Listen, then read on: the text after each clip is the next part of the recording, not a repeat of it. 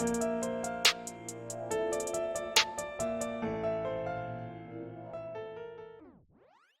I'm here today with Beverly. Beverly, you want to introduce yourself? My name is Beverly Stringer, and I am a type 2 diabetic, and I have had some issues with it over time. It took me a while to get used to being diagnosed as diabetic because you kind of like to think that, no, not really, but I am. I actually work for Ohio State University.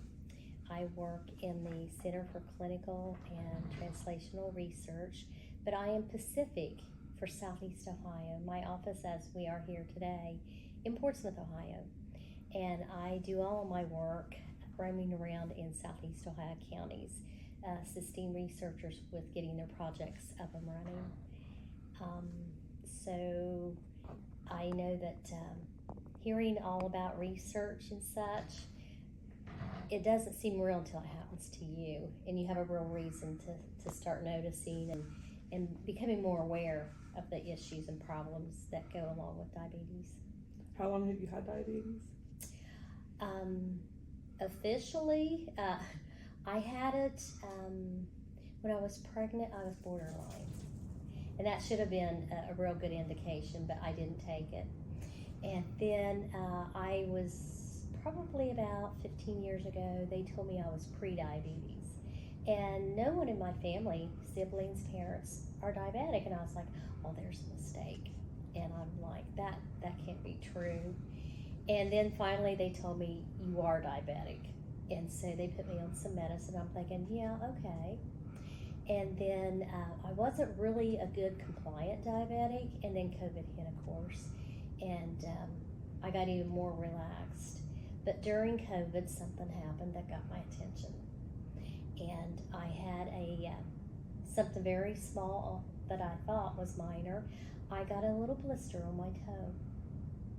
And I was like, oh, okay. And I tried to wipe it off at first because I thought it was just something. And so it started growing and getting a little bit bigger. And like a week later, I was like, oh, I think I need to have someone look at this. There's something going on here. And by then it had grown a lot. And so I called and got into my primary care, and it took me 2 weeks for that appointment, and it had gotten even bigger. And I seen the look on her face when I took my shoe off and she saw my foot. There was terror in her eyes, and I was like, oh, this is serious. And so she said, you need to see a specialist. So she sent me over to another doctor, and that took 2 more weeks. So by then it had been a month.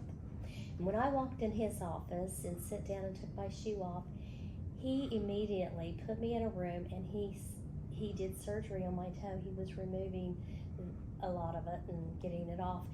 But that was just the beginning. It took a year for me to heal from that. And that's when it really got home to me that lots of times if you're diabetic and if you don't really see the results and what's going on, you think there's nothing going on. But a lot of it is internal. And by the time you see it and notice it on the outside, you're usually close to having a problem.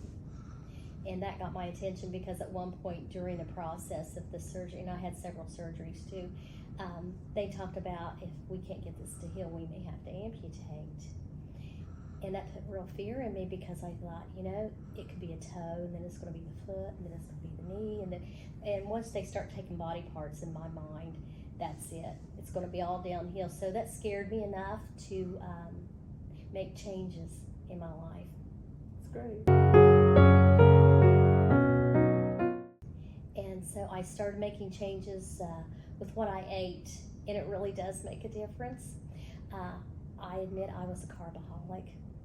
And it was like, well, it's just bread, it's just potatoes. It's not like I'm eating a Snickers bar or something. And those are pretty common foods for our area too. Yes, they are. So I started modifying and trying to get, because I don't know if during COVID my A1C had gotten so high because we were kind of limited about going around and doing things, or if it was a combination of me not being compliant and once the infection, because when you get infection, it helps your numbers go up. So I started getting really better about what I was eating, how much eating a true portion. I admit I was probably eating for a family of 2 or 3 in just my meals. And I was like, okay, I've really got to do this better, because when I first got diagnosed, it was like you go through the gamut of emotions. No, it's denial. I don't have it. And then you go through the emotions of, oh my gosh, my body has failed me.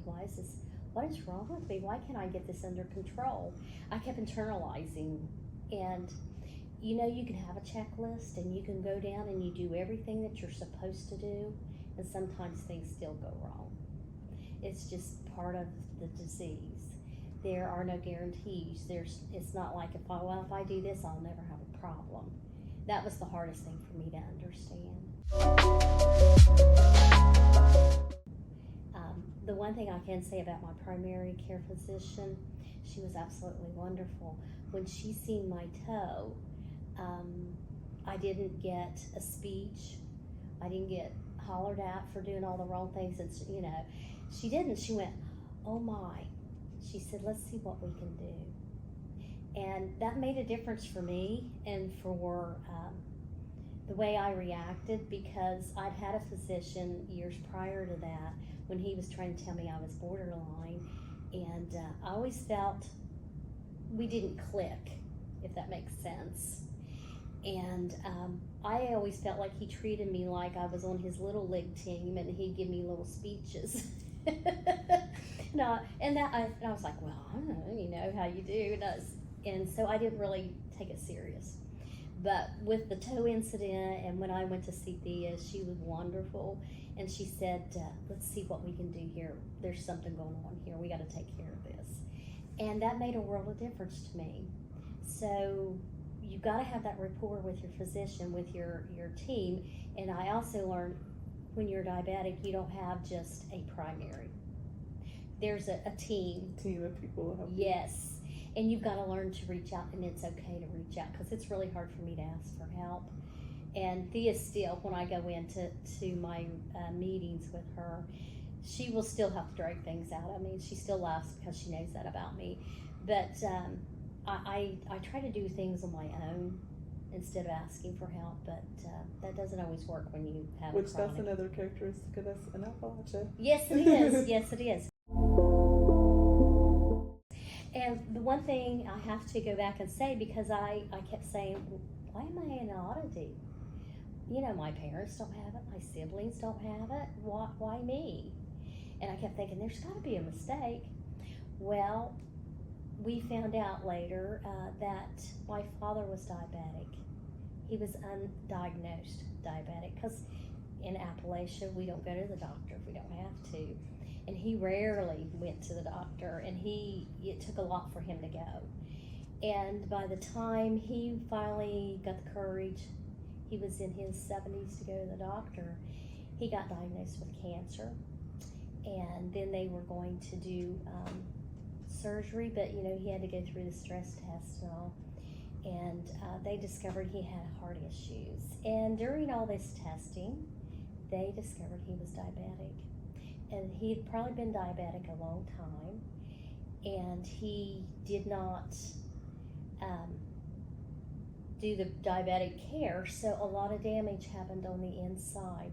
So by the time he got to the point where they were wanting to do surgery for his cancer, they couldn't. They said his heart was no longer beating, it was just fluttering. He could not be put to sleep. And I was like, oh my goodness. So that even brought home to me even more how important it is. You have to take care of yourself. You can't ignore it, because ignoring it doesn't make it go away. It just makes it worse. And that's another thing too, is you have a lot of trouble healing with like your foot wound and any kind of surgery. So if you have diabetes and you're expecting that you're going to have surgery, they want you to have it really well controlled. Yes. And I know now that I'm more conscious and more compliant about how I eat, what I eat, and how often, and that's the surprising thing, was how often. Because I was modifying, but I was still eating my main meals and that, so I was trying to cut back. But you know what really, through all of this, getting my A1C under control, I lost weight. And I remember my surgeon saying, "It's funny how that works, isn't it?" And I was like, "Yeah, you're right." But I lost 60 pounds trying to get my A1C under control. And today, it usually ranges between like 5.7 to 6.4. I bounce back and forth through there. And I purely try to do it. And I was taking a lot of medicines before for all kinds of issues. High cholesterol, high blood pressure, the whole thing. And I'm down to a Jardiance a day and an Ozempic shot once a week. That's great. Yeah, it is. And it's wonderful because I'm saving money too. Not only am I not buying all that extra food and eating extra, but also my copays, because I'm not taking all that medicine. So much better. And I do. And I've realized, and I am a grandmother raising a granddaughter, and when I had that issue with my foot, I had to reach out to others to help me with her to get her to school, because I was in a cast for a while. I couldn't even drive because it's my right foot. So that made me start thinking a little bit more, and I thought, I got to take better care of myself so I can take care of her. And when you cut out some of these foods, did you realize you didn't miss them as much as you thought you would? Right, I did. Now, the one thing my doctor did say, she said, now when it comes Thanksgiving, because if you deprive yourself, guess what? You'll cheat. Yeah. You'll eventually just give up and cheat. But she said, go ahead and eat on Thanksgiving, and you can eat on Christmas and New Year's. Just don't start eating in November and eat through January. There's and it really is a difference. But I've discovered I also can't eat like I used to eat. Yeah, and it's really just a balance. Like, it is. We don't ever want anybody to cut everything out, but just balance. If you have something that's not as healthy, balance it with something that's more healthy. Yes, and I discovered I gave up desserts at first because I thought that was the magic thing to do. And but I started having cravings, and I'd see everybody else doing it, so I've learned to modify, make my own, make it sugar-free. And the one thing I've discovered is it's not only tasting good to me, but others, because they eat it, and I was like, are you aware you're eating sugar-free? But and I've also discovered that every once in a while I can have 2 Oreos, because that was one of my favorites. And used to, I would sit down with the Oreos and eat probably a sleeve. That was a serving to me. And when you actually read on the back, 2's a serving. So it made you more aware of the portion. Yes. Now, did you actually go to formal diabetes education, or did you just work with your healthcare provider? I worked with my healthcare provider. I know the hospital used to have a diabetes educator. But that was years ago before I was diagnosed, and if there is one, I'm not aware of them. So I started, actually the extension offices have some training classes on dining with diabetes, and they teach you about how to cook, how to prep. And then I also joined an online group that they do the same thing, but it's online. It's on, say, like the second Tuesday of the month or something, and I watch them cook and how they modify things. Because in the beginning, when I first started changing the way I cooked, the first time I went to the grocery store, it took me forever, and I came home, and my husband's like, where did you go? I said, I was reading labels. I'd never read labels before. I didn't think it was important, but it is. You have to learn to read a label to see what's in it, because there's things, the one thing I did discover that shocked me was spaghetti. I was thinking eating wheat spaghetti would be a good thing, because they tell you wheat over white. Mm-hmm. And I happened to, just out of curiosity, flipped it over to read the label, and the carbs was like 40 on the wheat, but when I turned it over on the regular, it was 41. 1 point difference. 1 point difference. I was like, oh, so if something you think you believe all the myths, and you think you're doing the right thing, read the label and find out for sure. Because some things have surprised me, but then there's things that in your mind you're thinking, well, if it's fruit, it's good for you. Well, different fruits have different contents, and we're probably all a little bit different. And there are certain things that will spike me, and I know. And the one thing that I think that surprised me the most is sometimes when my sugar levels are out of whack, it's the same feeling whether it's high or it's low. That's a common thing that people don't understand, Yeah. because they think they feel better when they're higher, but you may not be. You may be having the same symptoms. So I've learned, and I do my finger sticks. I hope NCIS never needs my fingerprints. But I've tried to get a Dexcom. That's the other issue, is trying to navigate through health insurance to get what you need. It's not always easy and can be frustrating. But I have a pharmacy that I use that are really wonderful, that they try to find the best price for you. And that's very helpful. But I do check my finger sticks. I still track them, because that's what I need for me. Because if I don't, then I'm not holding myself accountable. It keeps you accountable for what you're doing. So I keep this little pocket calendar, and I have my monitor at home, and I have one here at work. So if I do feel out of whack, I go check it to see which way it is. Because if you guess and you're wrong, it's going to make it worse. But I do keep like peanut butter here. I just, along the way, have healthy snacks. If you're traveling, I no longer hit up all the drive-thrus I pass. I have things in the car that I know are good snacks for me. Carry water. And funny enough, other family members and my friends have discovered I do this, so they kind of depend on me to have the healthy snacks. And they eat them too. That's good. So yeah, we're helping each other. But, and when they want to go out, I don't eat out as often. And when they do want to eat out and they say, well, where can you go? I say, you pick the restaurant, I'll figure it out. And you know, most restaurants are very wonderful. You don't have to say, I want number 2 and this is it. What you do is, I'll say, I'll take the cheeseburger without the bun. And they'll do that for you. Can I substitute Brussels sprouts instead of French fries? So then you have a healthy meal. And you're still in the restaurant and everybody's still getting their favorite meals. And actually, I love Brussels sprouts and I love cheeseburgers. So. And it doesn't take away your social time. No, it doesn't. So you just learn how to do that. And once you do it, it's not that bad. I'm not saying there aren't times that, like we had a birthday last week here in the office and they had actual cake. So I get a little slither. So I still get to taste it. And that's okay, as long as I'm not eating a big, huge half the cake. It's all about balance. So. It is. As a healthcare provider, that's what I really want people to understand, is you can control things. Even if you don't have the highest income or the best of everything, there's still a lot of things that you can do to get the best outcomes. I know. You talk about finances and stuff. I do have insurance, thank goodness. I'm the one who carries it, but my husband lost his job a year ago. And that didn't mean that I gave up the healthy stuff.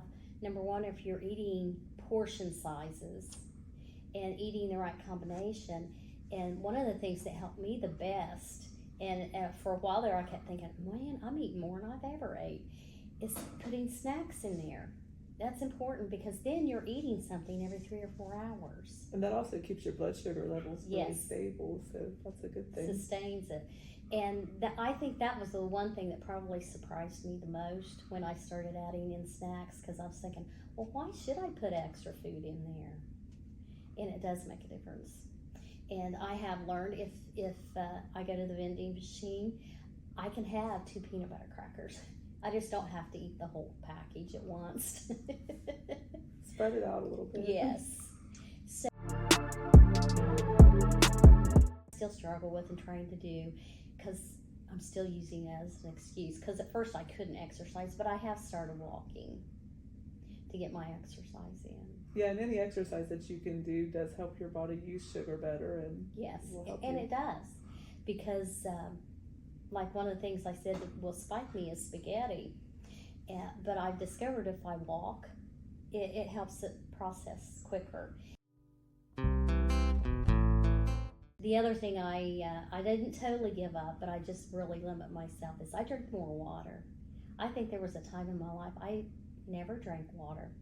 It was always tea or pop or juice, but it wasn't just water. And water's okay. And sometimes I've learned to flavor the water with a lemon or something, because you think it doesn't have a flavor or a taste. It does. So if you can add a lemon or something to it, it can make it a little bit different.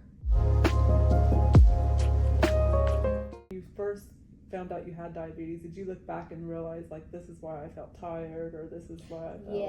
Yes. The other thing I've noticed is, and it's primary to our region too, vitamin D.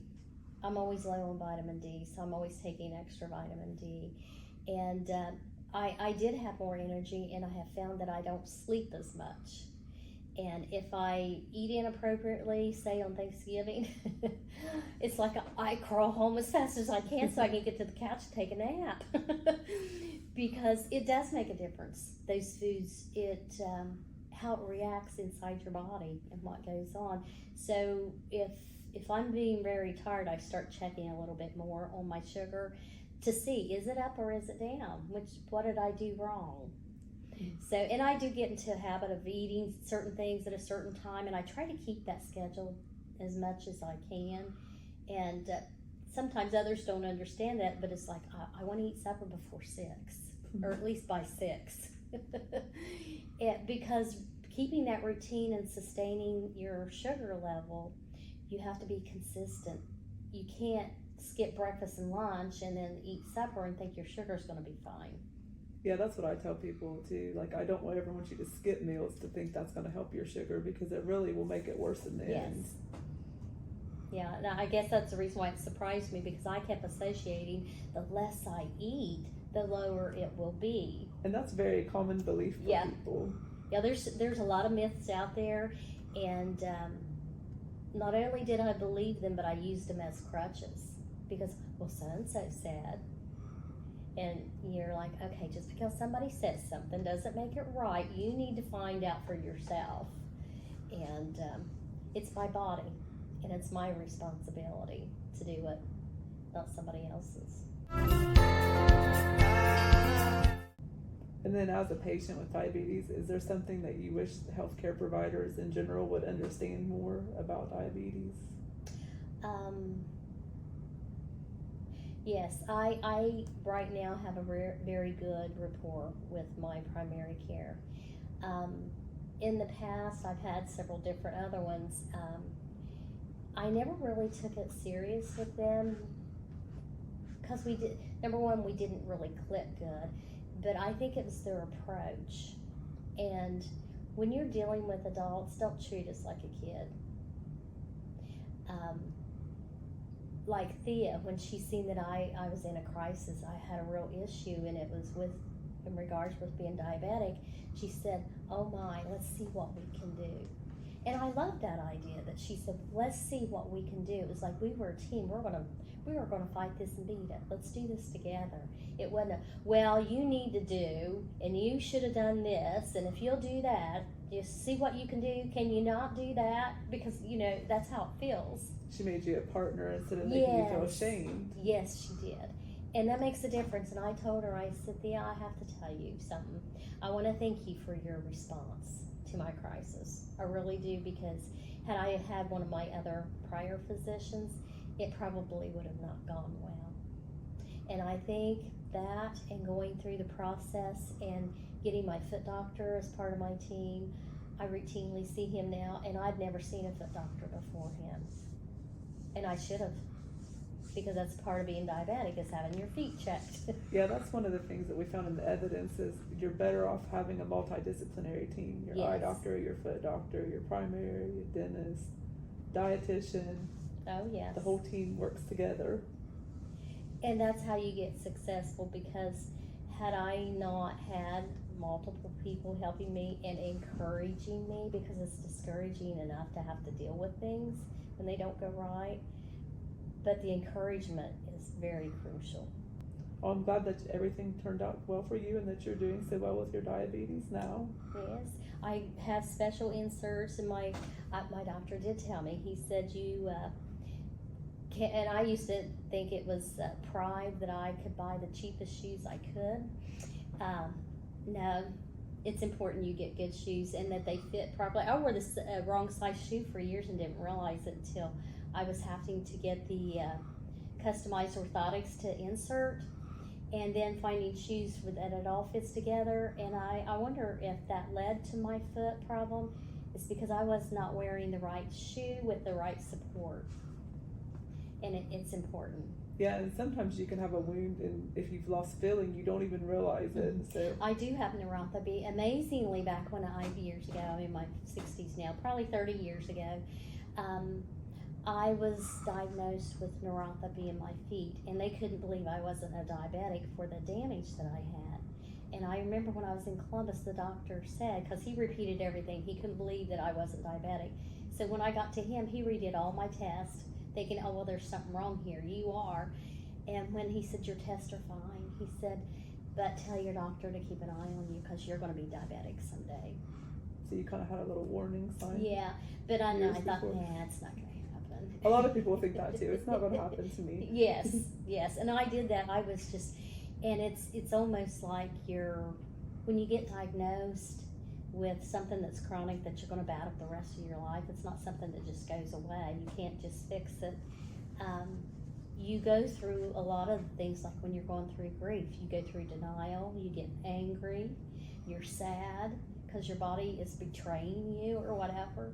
And there's a lot of emotional toil that goes on with it all, and you just sort of bounce around that way.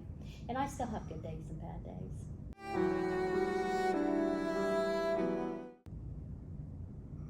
Well, thank you for talking with us today. Thank you. It was really nice to hear your story, and I'm glad you're doing well.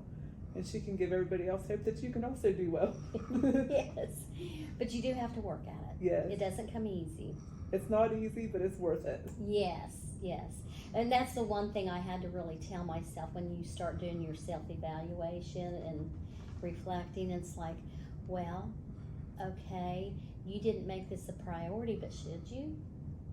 Is it worth it? Do you want to keep your foot? Do you want to pay $150 for a pair of shoes that fit right? Or do you want that $10 pair of shoes you can get at Walmart?